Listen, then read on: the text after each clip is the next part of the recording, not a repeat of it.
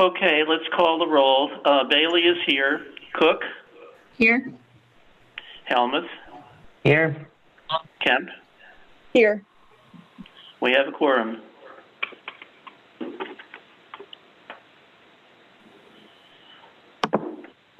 Is there any proposed change for the agenda? If there's no questions, I'll make a motion to approve the agenda as presented. I'll second that. Moved and seconded to approve the agenda. Okay, roll call vote, Dave? Sure. Bailey? Yes. Cook? Yes. Thomas?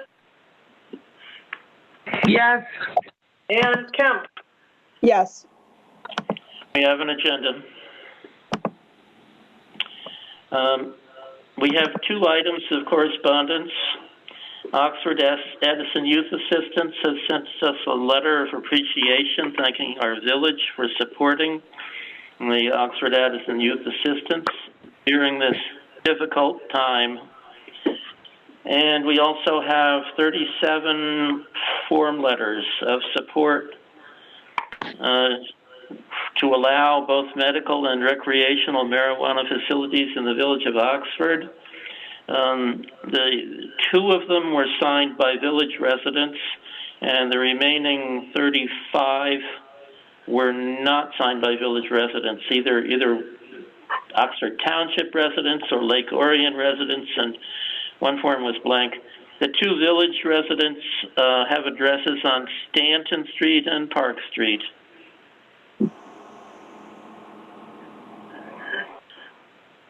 I'll make a motion to receive and file the correspondence. I'll support.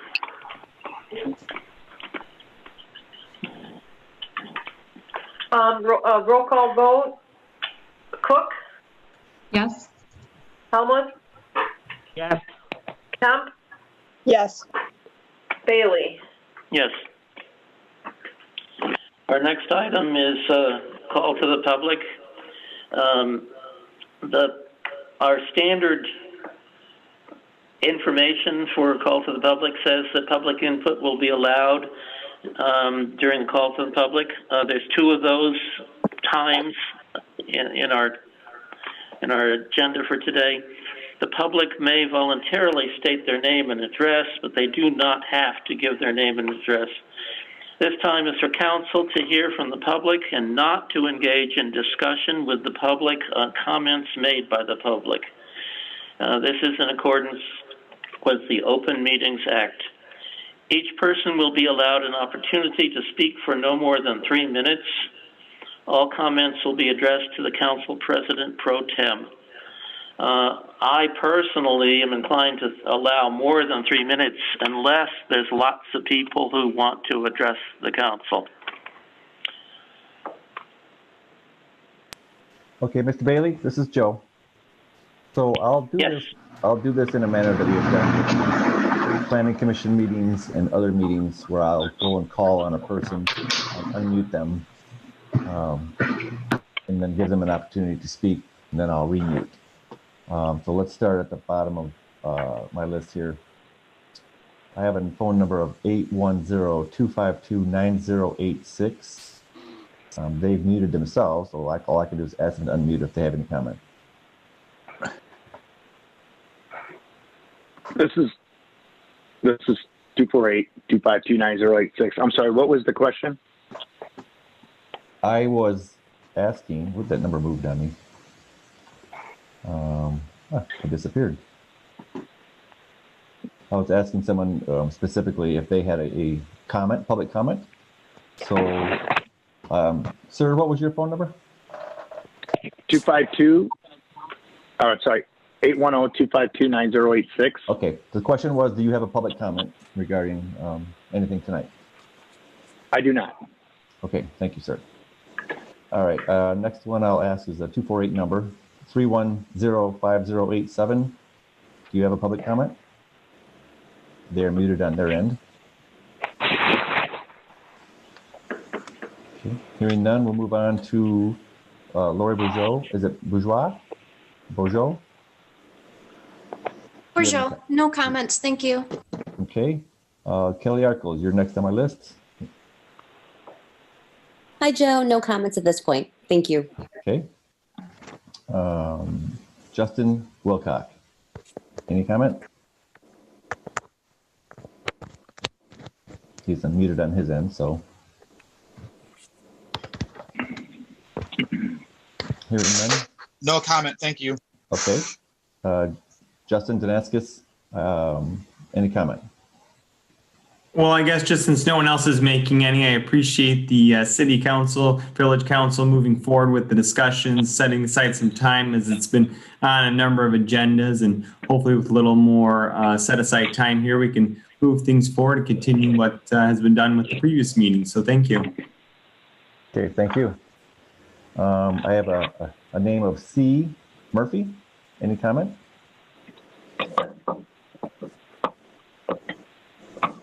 Okay, they're muted, so if they wish to unmute, they would speak, I suppose. Okay, Ashley Ross, any comment? Hi, yes, I do. I'm not quite sure if it's better now or after, so I'll just do it now because I did have some questions that maybe council can address later. Oh, of course, the dog's going to bark right now, but thank you. I just briefly wanted to make some comments on the marijuana ordinance that's at hand. I'm a little concerned that the issue might not have been looked at holistically. I know a lot of work has been done, especially, but I'm really concerned or curious to know more about what research has been done about medical marijuana patients. Previous comments on the topic, they've seemed a little antiquated and not necessarily in alignment with residents who voted back in 2018 for decriminalizing marijuana in our town. So many stores are medical and then become recreational. And currently, I believe the closest medical facility to our residents here in the village is actually outside of Oakland County. So I was interested in whether or not the village has sought any information from Laura to find out how many patients actually live within the village boundaries and also surrounding community and what benefits that would bring to those residents. So many patients who are medical marijuana patients are dealing with life-ending or life-altering diseases. And by not allowing them to essentially have a pharmacy here in town, you're asking some of our most ill within our city, within our town and our village to either find private caregivers or to travel completely out of county to receive treatment. And I also wanted to encourage council to try to understand that many people who seek out marijuana do so for issues that might not have gone through a medical marijuana licensing process. For example, something as simple as mild anxiety or sleep disorders. It was kind of implied at the last meeting that this facility would cost us more in policing or other expenses. And I personally have not seen any research to determine that is true. And if that is the case, after research is done, how we could address those costs and put that back on the stores, or look at the revenue brought in by taxes and how that could be offset. I really think if we're considering an open container as a good thing in our community, then there really shouldn't be any issue with having a marijuana facility, since alcohol and marijuana are regulated in a similar manner, and marijuana you cannot consume publicly. And at the very least, I don't know what the decision is going to be today, but maybe wait until after the election with new council members within the month. So thank you so much. I really appreciate it. Thank you. Moving up my list here, Rose, any comment? No comment. Thank you. Mr. Knoll, any comment? No comment, thank you. And I have a name of JJ. Any comment? That person's not muted, so okay. That is all I can see for public names on the list there, Dave Bailey. Yes. That's all I have for. Right. Well, let's see. Next item is unfinished business and old business, and none is shown on my agenda, so I guess we can go on to item 8. 8A is Halloween. I'd like to call upon our village manager to inform all of us about how Halloween will take place in this unusual year. Part of the reason this is on there is because we have received a few calls wondering, are the hours going to be set or are they going to be changed? Is it going to be prohibited and things like that? And I just want to make sure that what the staff up front is answering to those callers is in line with what we all wish to happen. So that's kind of why it's on there. It's up to council to make that decision. We just want to make sure we're giving out correct information. I believe Halloween is on a weekend this year. Is that the case? Yes, Saturday, I believe.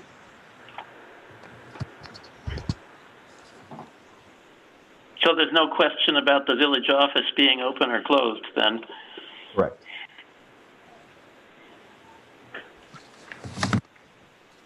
I'd like to give my opinion. I love Halloween. I think parents are smart enough. I hope parents are smart enough to dress their children appropriately. I intend to hand out candy. I intend to carefully package that candy in plastic bags and hand it out so not a lot of people are touching it. And I think Halloween needs to go on because these kids need something.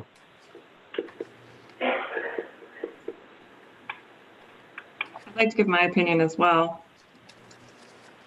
So I agree with Maureen. I do think we should have Halloween. It should be the same as every year. And I'd like to see families just make decisions for themselves about whether they're going to participate.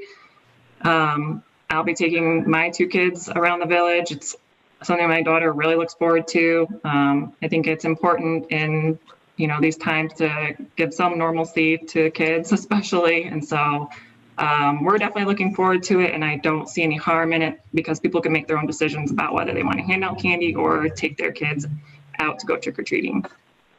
Kelsey, please bring your kids to my house because I'm handing out a lot of candy. Oh, I will. I'm afraid the kids will get a lot. This is Dave. I don't have any children in my family, but if I did, it would seem to me an obvious thing to do to take all of those packages of candy and wipe them down with disinfectant. It's such a simple matter, and it could save a life. Well, I do hope people are smart when they're passing it out, and I think they are, and everybody be safe, and I think it'll go great. I agree. I want everyone to be safe and use common sense and wear masks, please. But yeah, I agree. Go ahead as normal.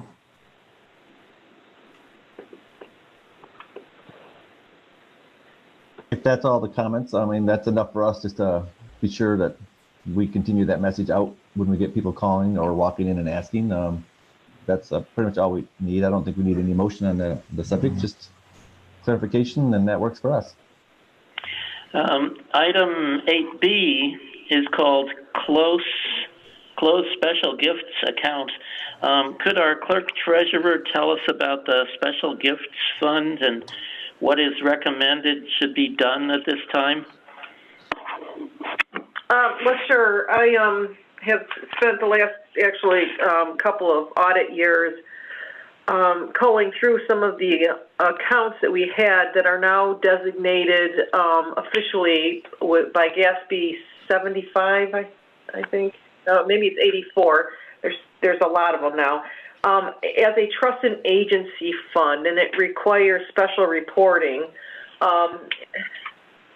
And with good reason. I mean, these funds get established, and when they go on in perpetuity, they lose sight of what their purpose was. Sometimes they they just lack activity, and they're the pain basically.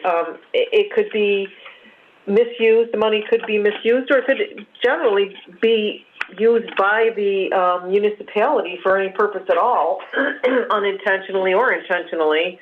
And I was talking to Joe about this earlier. It kind of started back on 9/11 after the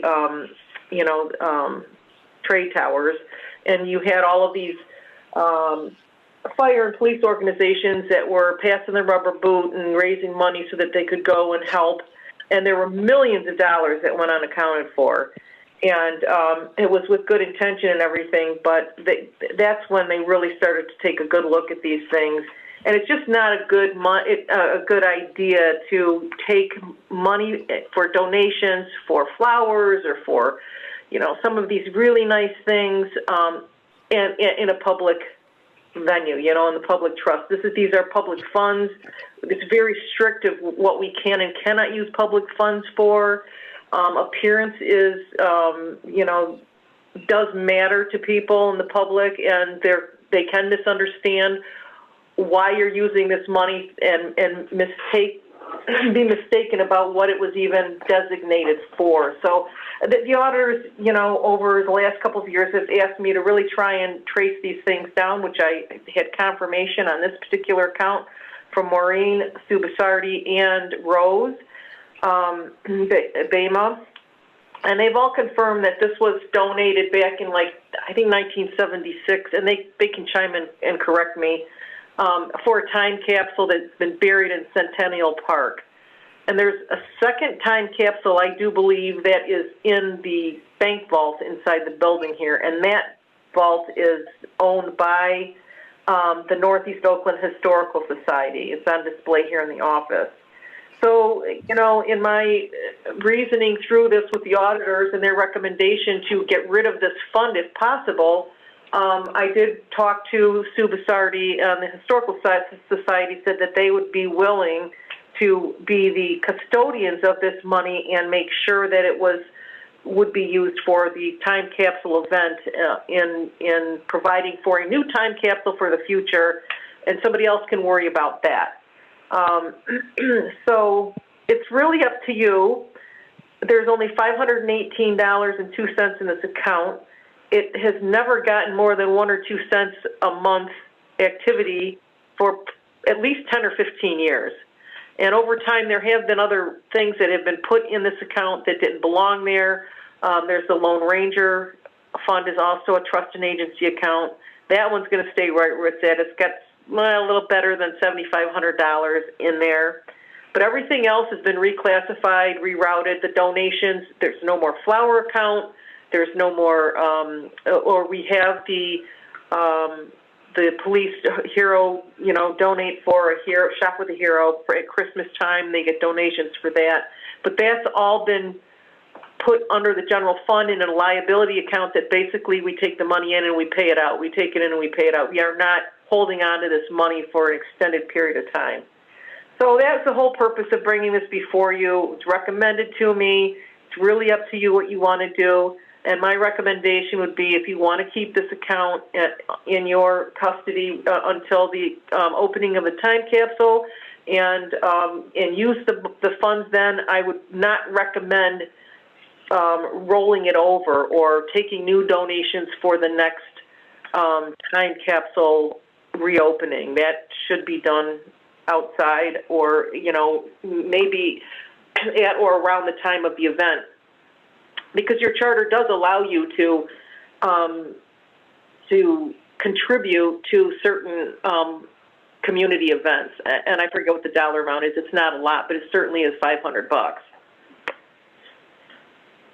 So, what's your pleasure? This is Helmut. My pleasure is just leave it alone. It's got 5-6 more years in it. We open the time capsule. We put the new time capsule and we're done. And let's make it a longer time capsule. I don't want to remember the next time capsule. Mo, do you regard that as anything that needs action, or can we just do nothing? Well, if you do nothing on this account, it does trigger audit concerns. We're facing in a lot of communities in the audit process. We have leftover money in special assessment districts that we're trying to shut down. We have lots of these little accounts that many communities are trying to shut down. I think, Terry, if I'm not mistaken, this would be this is really our last such account, right? No, not really. Lone Ranger is the last holdout. Yeah, besides the Lone Ranger. Yeah. Besides the Lone Ranger, we have taken care of everything else. We've straightened it out. But what does your auditor recommend? They recommend closing the account. They said, see if you can get it closed, and if we can't, fine. But I at least was incumbent upon me to ask and to make you aware of the fact that this should not continue beyond the 2026 opening of the time capsule. Okay, thank you. This is Sue. Can I say something? Sue? Yes. You're recognized. Okay, thank you. I did go back in minutes, both at the village and the museum, and this is money for this $517 is a private donation from a private citizen to be used for a specific purpose. I would not want to have it get lost in the shuffle and mixed with tax dollars, because that would be a grievous act, I believe. I just would hate to have that ever happen. The Lone Ranger money is the same thing. Those were private funds that were raised by private individuals. They had nothing to do with the village. It was just that once that festival was over, there wasn't anybody who would take care of the money, and they didn't want to just leave it there. So they gave it to the village to hold for them. But it is not tax dollars. It never was tax dollars. It's private citizens' money. And that's why I feel that at least this $517, I know the people that gave it, and I think that we could put it in an interest-bearing account and earn some money between now and 2026, and then specifically it would be titled, in the name of the opening of the time capsule or something on that order, and then that money would be spent on exactly that, a celebration of opening it, and then if somebody wanted to start a new time capsule, they could do it. I agree with Sue 100%. How often does that happen, Sue? I'm sorry, what? How often do we agree? I know. Thank you. And the museum is considering, once we get out of this COVID situation, trying to do something with the Lone Ranger money. There is no way that people are ever going to be able to raise the kind of money to put a life-size statue of the Lone Ranger in silver in the park or wherever you would happen to put it. But we certainly can do a historical designation for Brace Beamer and get a plaque from the state and have something that recognizes him versus a full-blown statue. I agree. That's a story for a different day. So, Sue, are you recommending that this account be transferred over to the museum to be held, or just leave it where it is?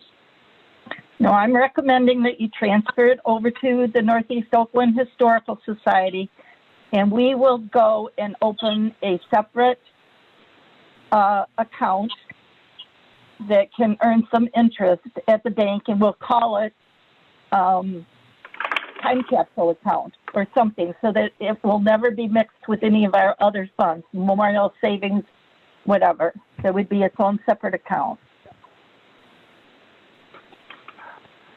Terry, that would help you out? Yes, I think that would be an appropriate thing to do with this money for this purpose. But again, it's not a problem for me. It's just more of a problem for the auditors And just the idea, like Sue said, that cash could be misused or commingled in some way. Yeah, it seems like such a small amount of money to run that risk. Yeah.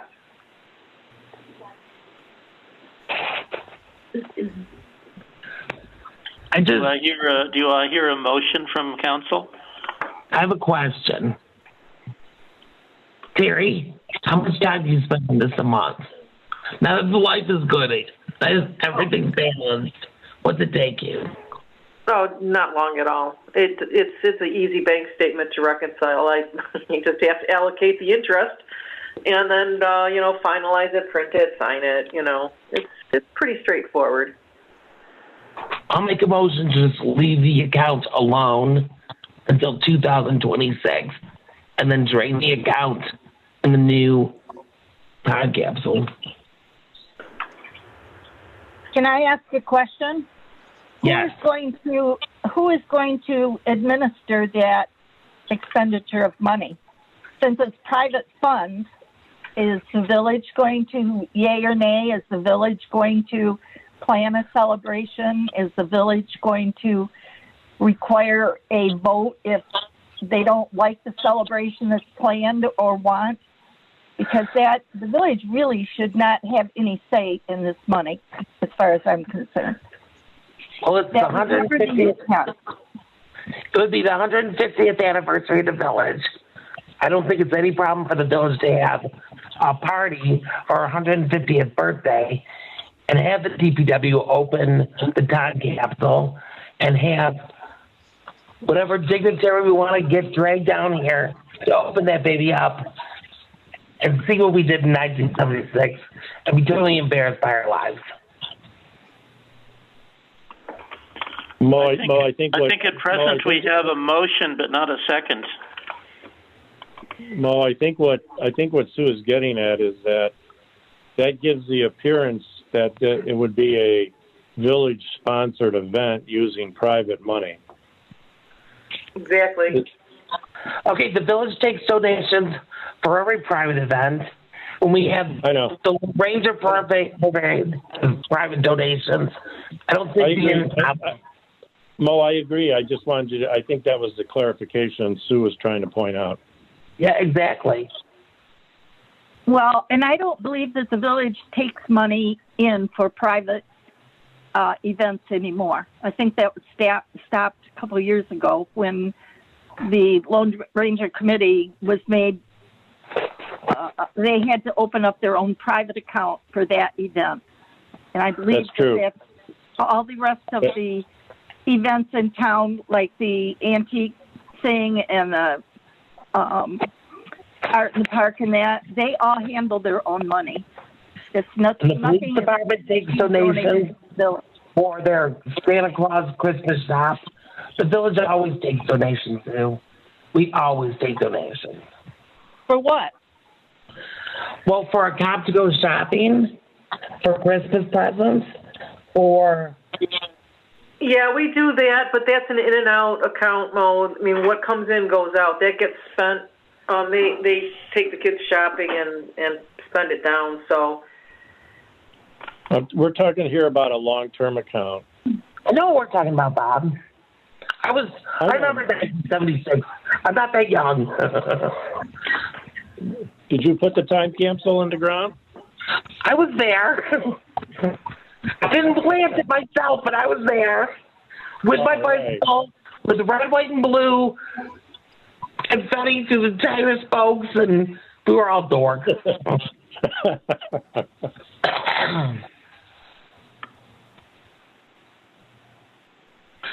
So if I don't get a second, somebody else can make a motion. Right now, the motion is to leave it alone and deal with it at the end of it. Let it ride. I'm still not hearing a second.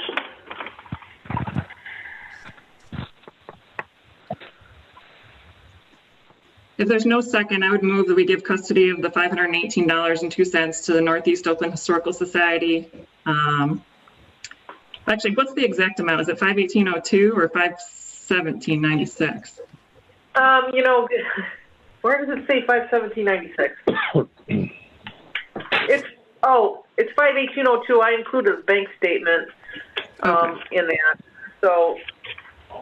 Okay, sorry about that. 5/18/02 to the Northeast Oakland Historical Society, which would close the Trust and Agency Special Funds, Special Gifts Fund, and any of its proceeds, future proceeds, will be used for the purpose of funding the opening of the time capsule event scheduled to occur in 2026. Support, Kemp. Can I say something before you guys vote? Go ahead. This is Rose. Back in 1976, when that money was donated by the Stallnecker family, it was entrusted to the village to remain in a trust and agency account to earn interest. And at that time, we were making interest, but with the economy and everything, the interest dropped way down. So there's not as much money as there could have been if the interest rates were higher. And that was to have the DPW open the time capsule and share with everybody. I mean, if you look back in the leader back in August of 1976, there were letters and everything else from citizens in that time capsule. So I think it's very wrong to give this money to some other organization when this money was supposed to be entrusted to the village to make sure it all happened. That's my comment. Is there any documentation of what their intent was for this? Rose's comment, that does make me question what we should do if that was their intention, was to have the village open it. Back in 1976, Nancy, I think she was the village clerk, and she should have in the minutes documentation for that.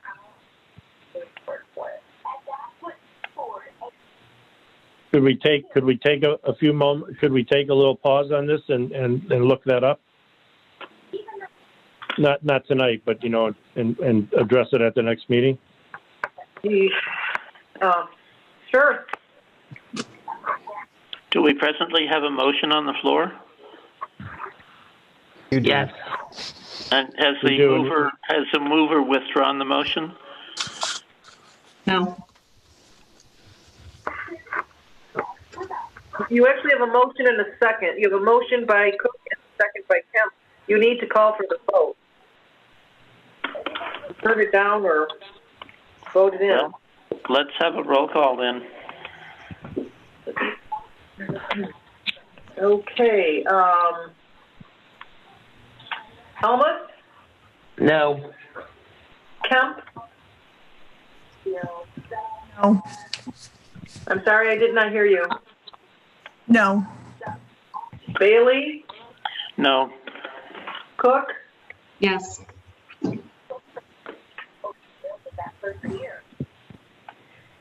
Well, that did not pass. I'll make a motion to set this aside to a future council meeting where additional research can be done on the topic. I'll support that one.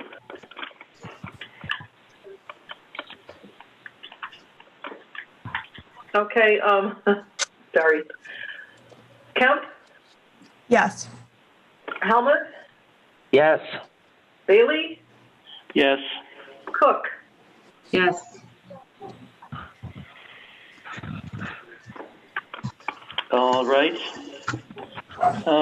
Next item is item 8C.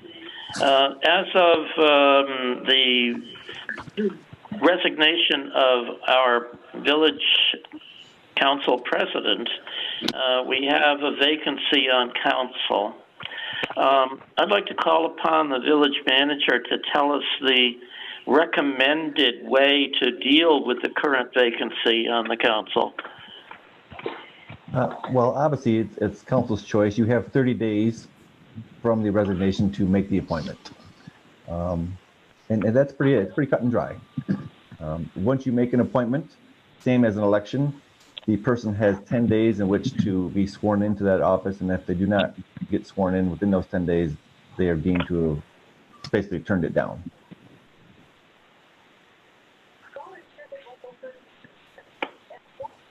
So tonight, being the time frame, the days that have elapsed from last council meeting tonight, you do need to make the appointment for the remaining 2 years of Joe Frost's term. So you're saying that it's best for the council to take at least that action tonight? Yes, sir. And one other thing, this has been up on our website, right on our homepage, so announcing this meeting, that the meeting was to the council vacancy, and a link directly to the application page for council or other committees that is on our webpage. And we have not received any emails or applications in our office regarding the vacancy.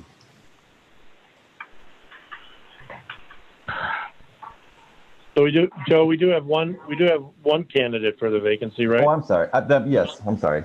Kelsey Cook, sitting council person, yes, has turned hers in. I was meaning outside of that. That's correct. I was the one aware. So if Kelsey Cook were to take this vacancy, then she would let go of her other position on the village council in the right amount of days. And then we would be close enough to the election where the election would decide the balance of the board. Is that true?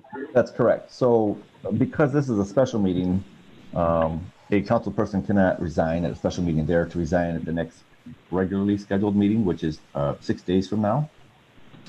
So if the applicant, the sole applicant, Kelsey, is appointed, she would have 10 days in which to be sworn in for that position.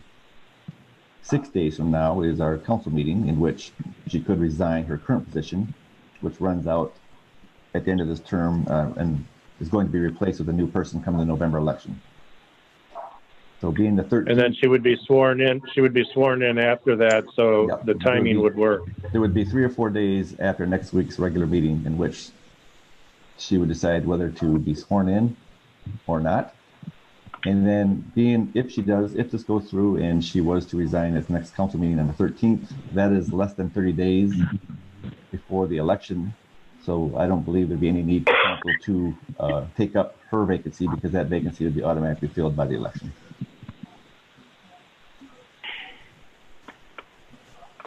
Okay, that makes sense.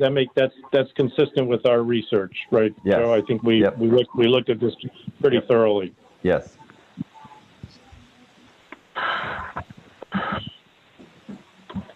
I'll make a motion to appoint Kelsey Cook to fill the vacancy of Joe Medor on the Acton Village Council. Hey, hold on. I'm not on the council. I'm sorry, Joe Frost.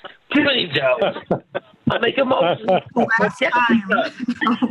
the vacancy of Joe Frost on the Acton Village Council. How about that? Much better. I think it's always good to have a little laugh in the meeting minutes from time to time. So thank you, Mo. Are you saying I'm a disaster, Dave? I get it. I didn't say a disaster. I said a comedian. I said disaster, and I'm not wrong. Is there a second? Support, Kemp. Any discussion? Hearing none. Let's have a roll call. Bailey. Yes. Kemp. Yes. Helmuth. Yes. Cook. Yes, thank you.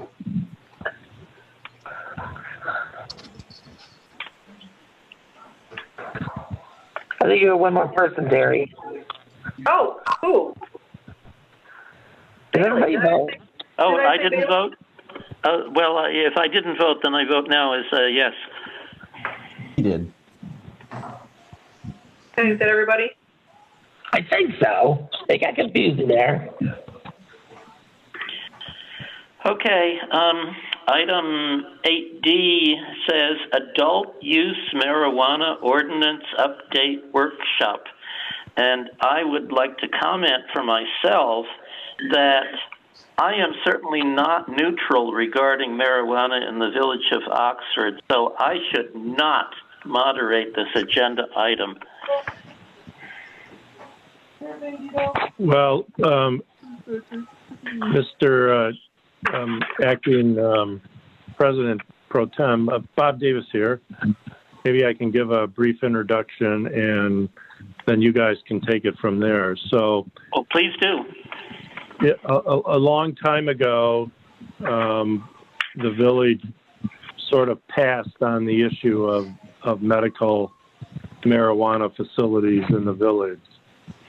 And then when it that action occurred by taking no action, and then when adult use passed by the state of Michigan, action required action. So we've been on a moratorium while we sent the matter to our planning commission, who spent a lot of time and a lot of effort putting together an ordinance, and that ordinance has now been kicked back to the village council for review and consideration. What I would like to say with respect to the matter as a whole, I think Kelsey Cook and I had some firsthand experience with respect to some of the issues that can be raised with respect to these types of ordinances.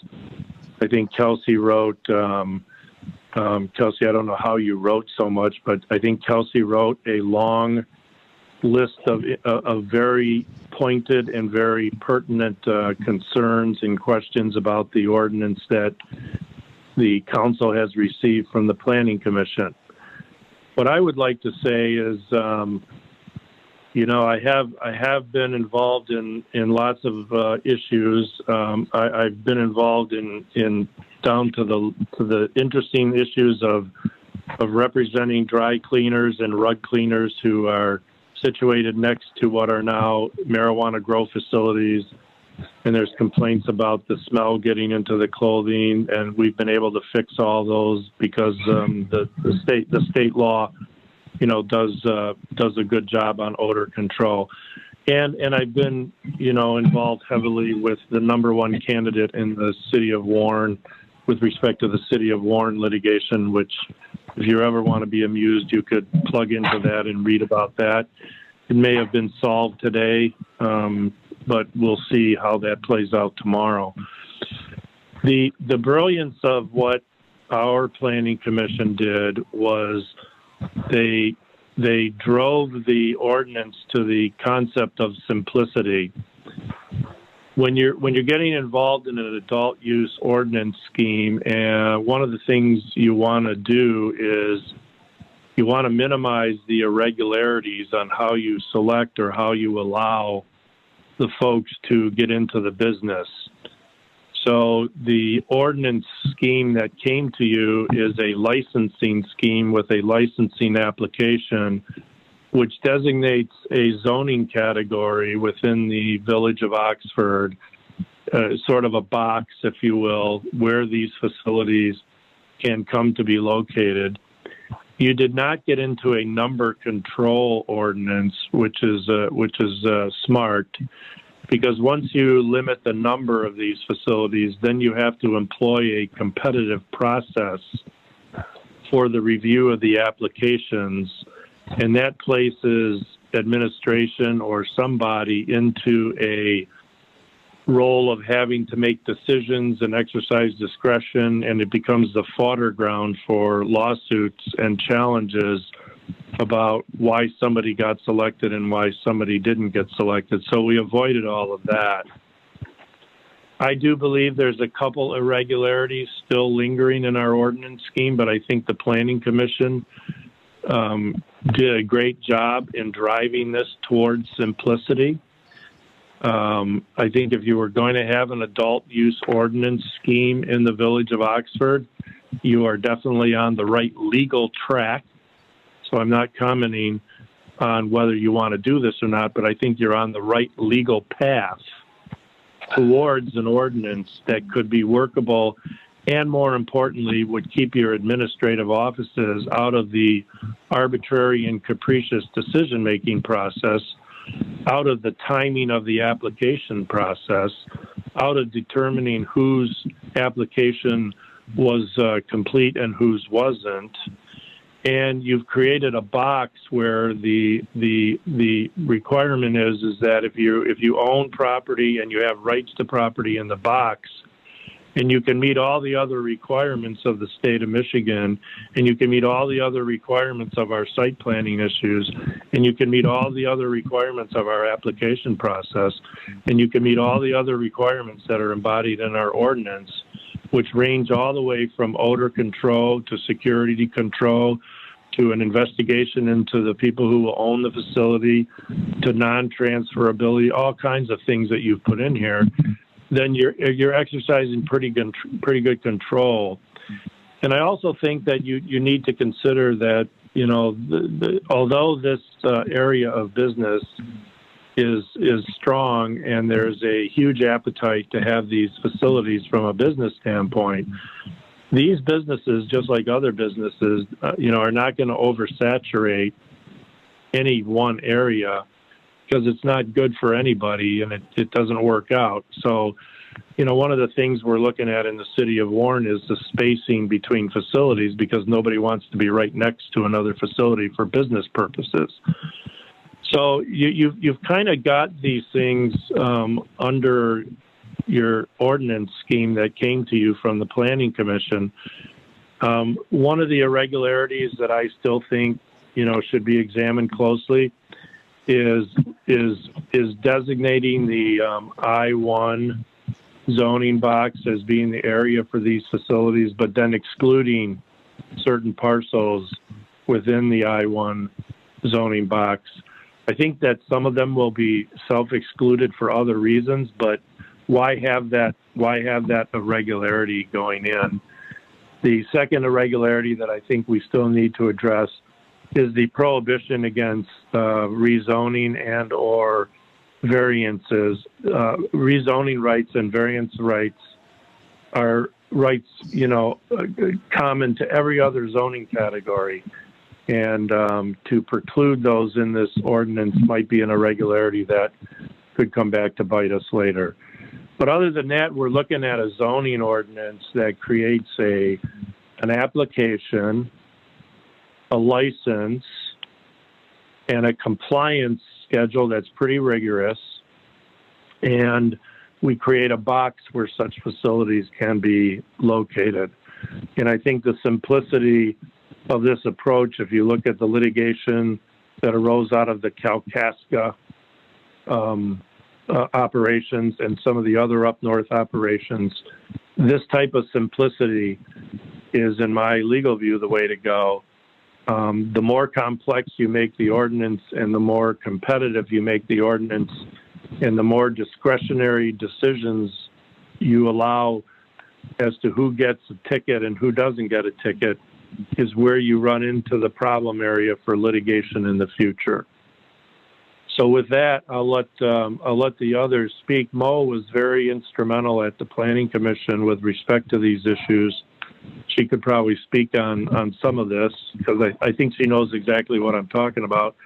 And then Kelsey Cook has had some experience at the county level being a moderator on a panel of which I was part of, that looked at the legal issues and the practical issues and the operation side of the issues with respect to these types of facilities. Kelsey Cook did a great job in allowing a balanced presentation to the Oakland County area. Kelsey did a great job in allowing both points of view to be expressed, the zoning concerns as well as operators' concerns about the zoning concerns. So it was a great forum because we had all different sides of the issue on one panel on one day, moderated by Kelsey Cook. So anyways, that's where we're at, folks. Procedurally, you you have had your planning commission do what you asked them to do, and the result of their work is now back before you. If I could say, Kelsey did moderate a meeting at the county, of which Bob Davis was a speaker, a good speaker. One of the speakers was a very poor speaker, and almost made me shut it off, but I didn't. But some of the speakers really gave me a great insight to some private sides of the business and what they go through. And I think I would like Bob to send us the ordinance as the planning commission approved it and highlight the two sections. In my mind, I think I know what we have to do on the zoning. I kind of agree with that. I kind of agree with that approach, Mo. And we can just beat out those two last pieces and get this to council and get a vote going. And possibly. Yes. I think what you're saying, Mo, is that I take the product that the planning commission that we all ended up with, because the council should know I was at the planning commission for many of these meetings. I think what we should take what the planning commission came as a final product, and I should cover it with a memo to you saying, here are some of here are the remaining couple of issues I think the council needs to grapple with. And I think we should try to answer as many as Kelsey Cook's questions as we can, because she raised some good points, and I should try to address those in my review. And then the council should get at it. We really need to get at it because we're under time constraints. Yes. I agree that we should, the planning commission put a lot of thought and time into this, to think of so many different scenarios. And I listened to that meeting as well, Bob, and I know you don't exactly like this point, or it's not exactly, but this, recreational marijuana passed by a good margin within the village of Wexford. And I know that doesn't mean that they were voting to have them in their downtown, but when you legalize something, naturally that stores will come along with it. So I do think that the industrial district is a good place for it. It's a happy medium where it's not right in our downtown, on our main street. But we don't zone out any other type of business. So I don't think it's our place, especially when the voters voted so concisely, to vote this out. So I agree that we need to move forward with this. Yeah, that's well spoken, very well spoken. And again, I applaud your planning commission for the voluntary simplicity that it took, and listened closely to Mario and I as we said, look, that kind of a scheme is too complex. Don't get yourself involved in that. And then at one meeting, we heard from Joe Madore, not to be confused with Joe Frost. We heard from Joe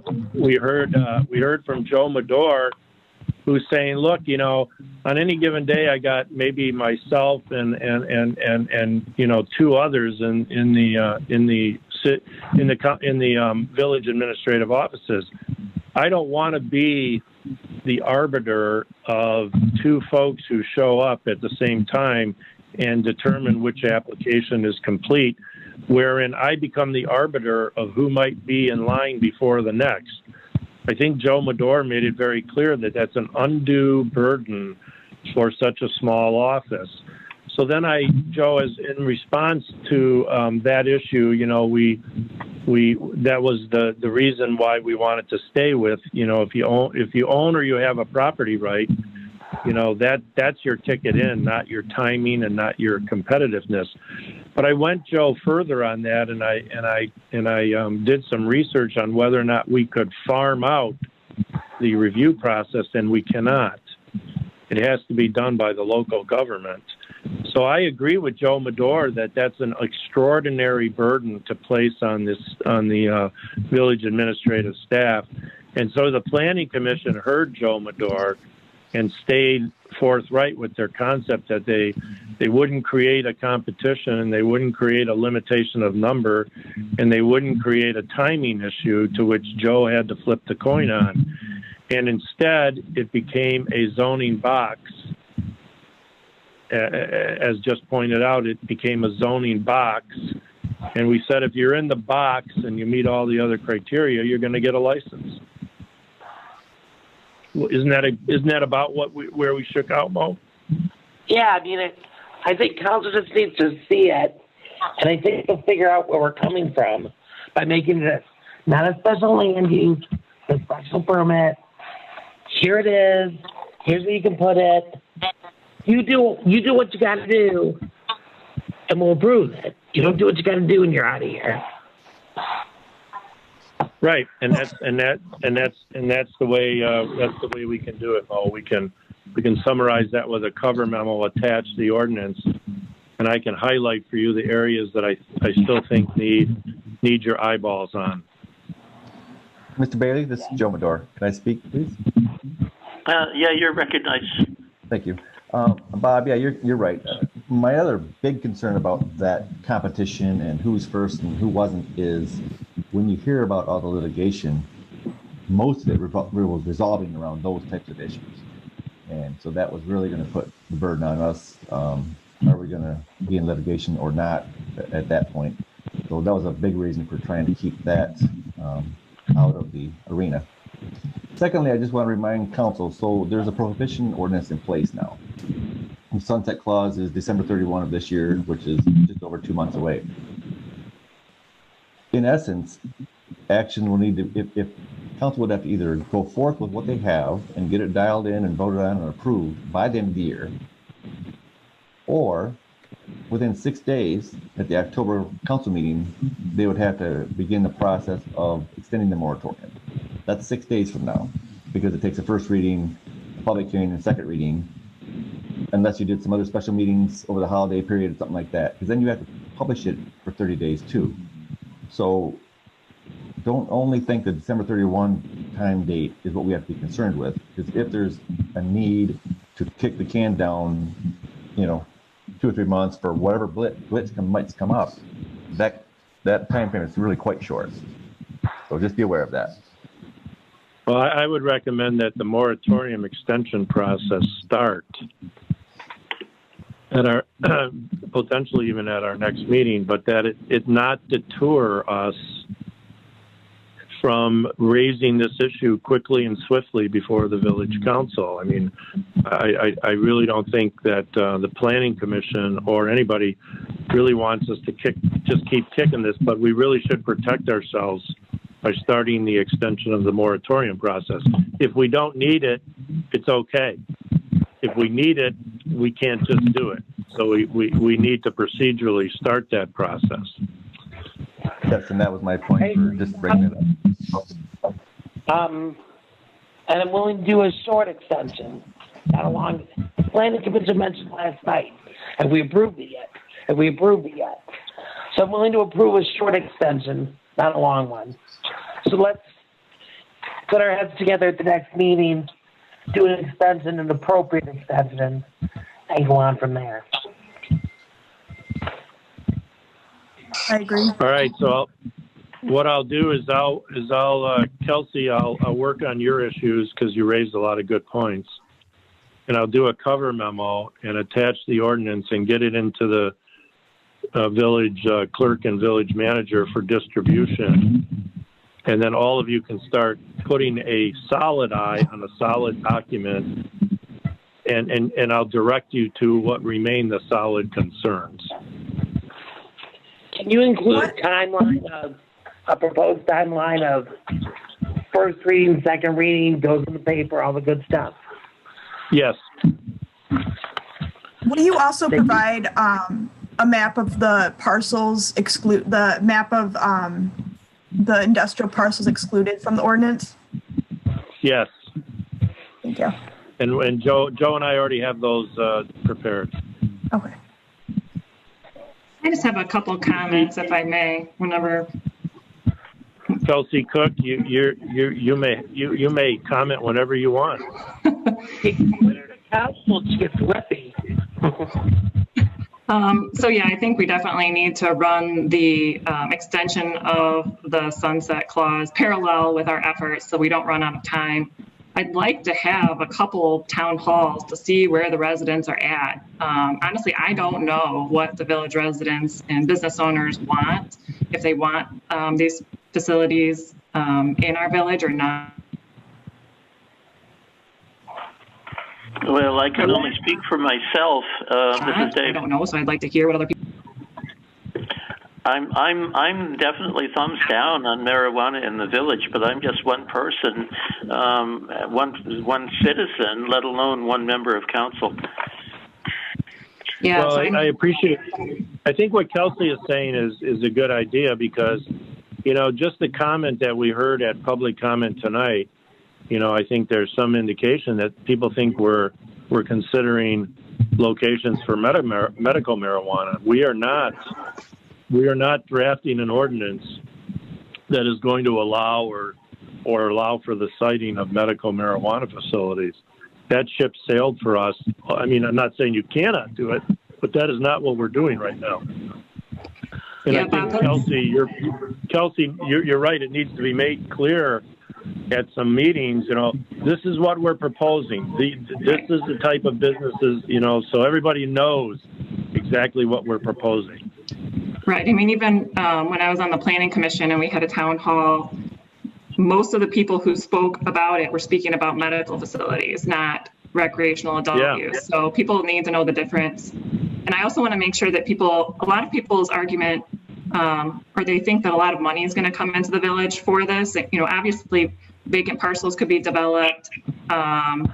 Buildings that are empty could have, you know, tenants or new owners. That's going to be big. But if you look at the law for like tax revenue, for example, or like excise tax or sales tax, it's only for retailers or micro businesses, which I'm not saying we can't, you know, our zoning ordinance does allow for those, but in the industrial district, we may not get any of those. So we may not get the 15% that's allocated to communities based on this business. So it's kind of a trickle down amount, you know, like all of the money that this business generates that goes to the state. First, the state pays all of their implementation, administrative, and enforcement costs. And then a minimum of 40 million goes to research. And there's actually a House bill right now in the legislature that would change that to 60 million goes to research first. And then it goes to the 15% for local communities based on the number of businesses that they have. So Oxford's very small. We may only have a couple, and we may not have any retailer or micro businesses. So we may not see this influx of revenue that could help the village, like some of the other cities that we've been seeing in the news. So that's just a point I wanted to make tonight so people can start thinking about that. If that's the only reason you want it here, it may not be what's actually going to happen. So I really don't have an opinion either way. I would just like to hear from everyone. I definitely love the way that the Planning Commission made the ordinance so that if you have the property or you have someone that's allowing you to use the property as a facility, you can get a license. The city of Berkeley is the exact opposite. I looked at their ordinance and zoning ordinance and licensing ordinance and all of their applications and everything that they require, and it is so detailed, and they use a merit scoring process to evaluate which businesses who've applied that they think bring the most value to their community for allowing. And it is extremely complicated.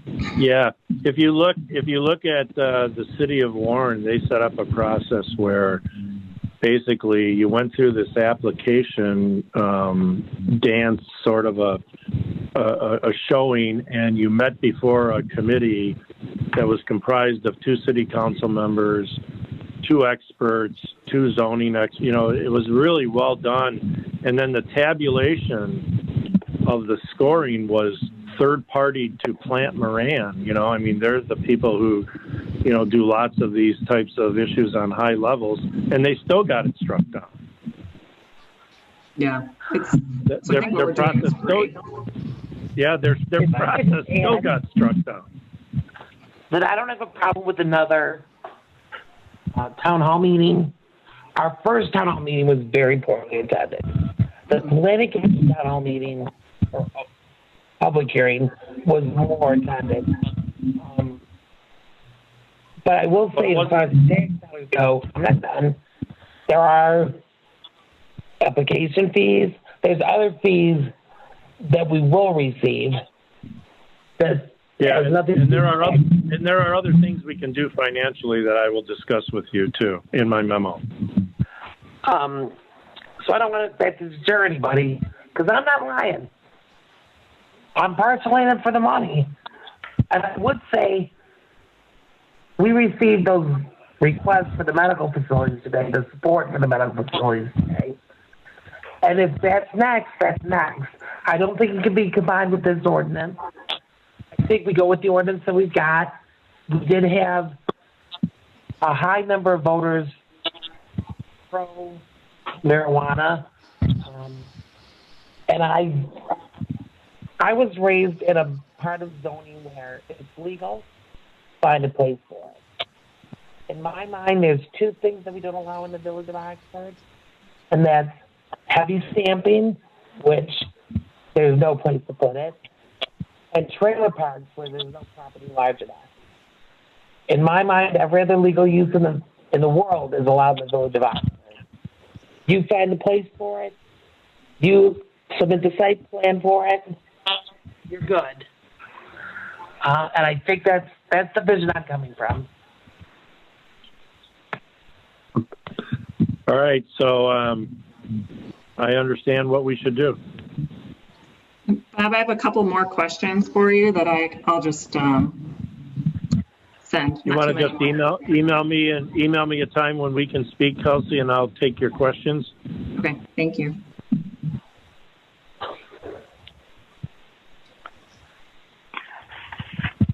I have a question, Joe, for council. So is the intention at the October 13th meeting to have on the agenda the extension of the moratorium such as a first reading? Yes. Time to be determined by council. The length of time, I should say. Yes. Very good. And that extension should be at a minimum through the first quarter of 2021, but maybe longer after you think about it. I don't know. It's easy to push forward. It really is. Yep. All right. I think I don't have anything else on that issue. Any of the council members have anything further on the issue?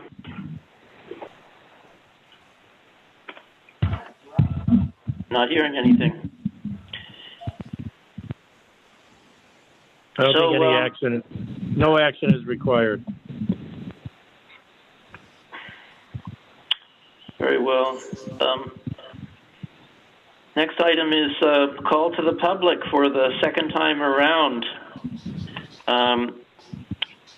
Joe, you're going to manage this also, like you did so well the first time? Yes, I will do that. Well, I'm going to the bottom of my list here, and Bossardet, you're on the bottom there. If you have a comment, you'd have to unmute yourself.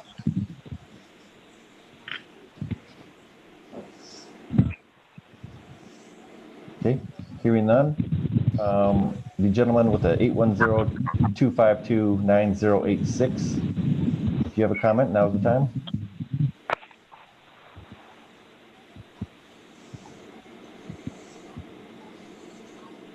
Okay. I have no comment. Thank you. And we have, I'll ask you the name of Tanya. If you have a comment. Okay, hearing none. Lori. Bourgeau, any comment? No, thank you. Thank you. Okay, Kelly Arkles, any comment? Yeah, the only thing that I wanted to say is I wanted to speak in support of Councilmember Kelsey Cook's recommendation to have a town hall meeting on the recreational marijuana. I think that's a great idea, and I think that a lot more people need to understand and be able to ask questions. Okay, Justin Wilcock, you're next. Any comments? No comment, thank you. Thank you. Okay, Justin Danaskis. Oops. Any comment?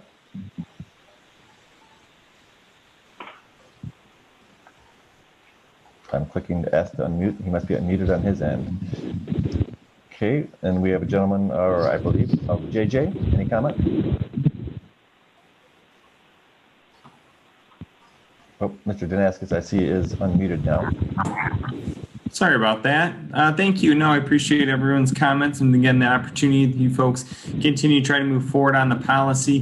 One thing I'll just stress is though, if you look back on how many meetings and times the policy has been on the agendas for Planning Commission or Council, it's pretty significant and going quite a long time. And, due diligence is good, but you can, keep going round and round on the policy, be it make it very simple or very detailed or scoring.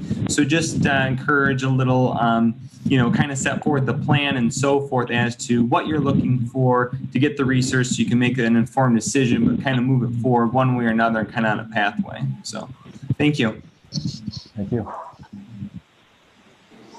Okay, Mr. James Hanlon, I know you're with the newspaper, but if you have a comment? No, thanks. Thank you. C. Murphy, comment? They remain muted. Ashley Ross, any comment?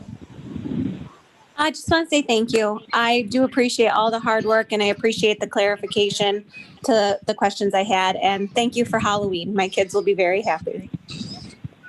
Yay! Very In my good. house. Lots of candy. Okay, Mr. Knoll, do you have a comment? No comment, thank you. Okay. Rose, you're next. Do you have a comment? Yes. I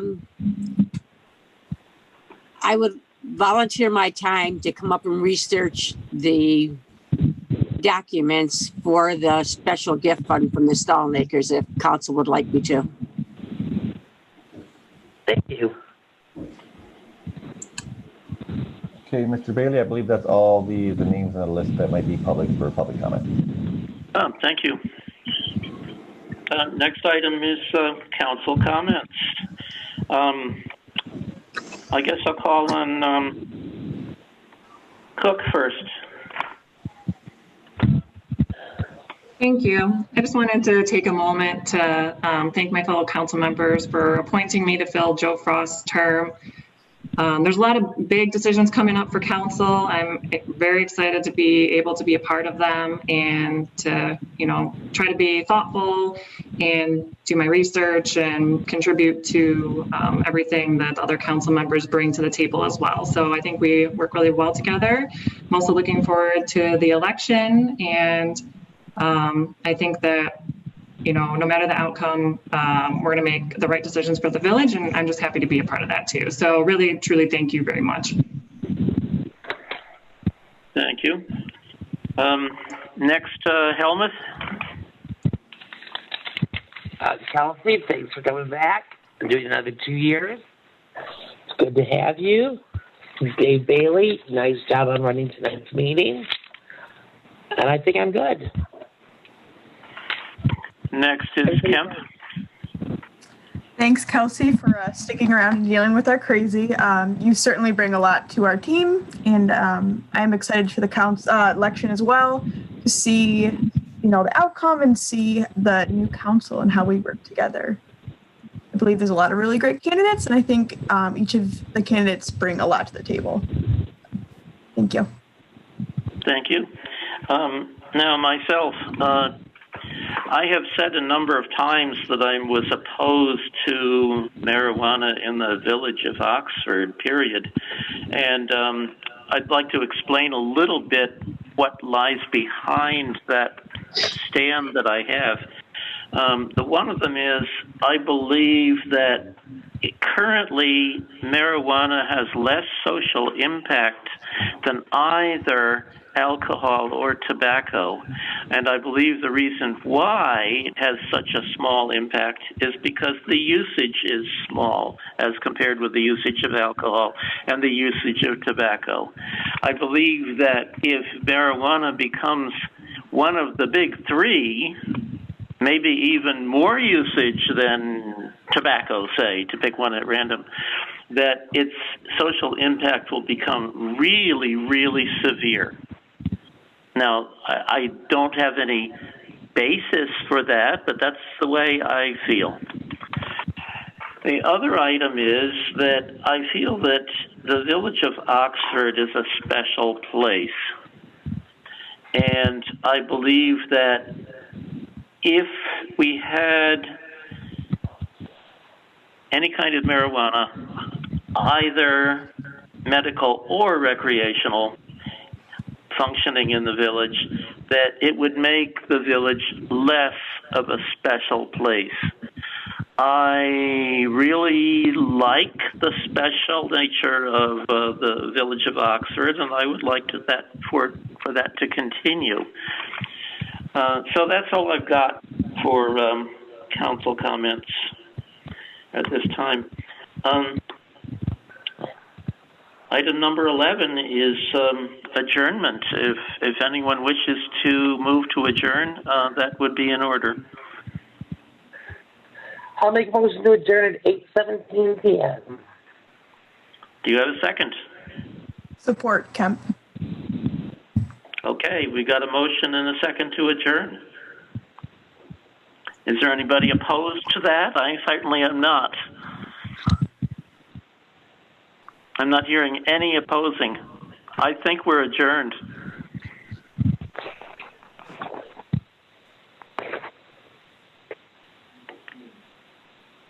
All right. You all have a good evening.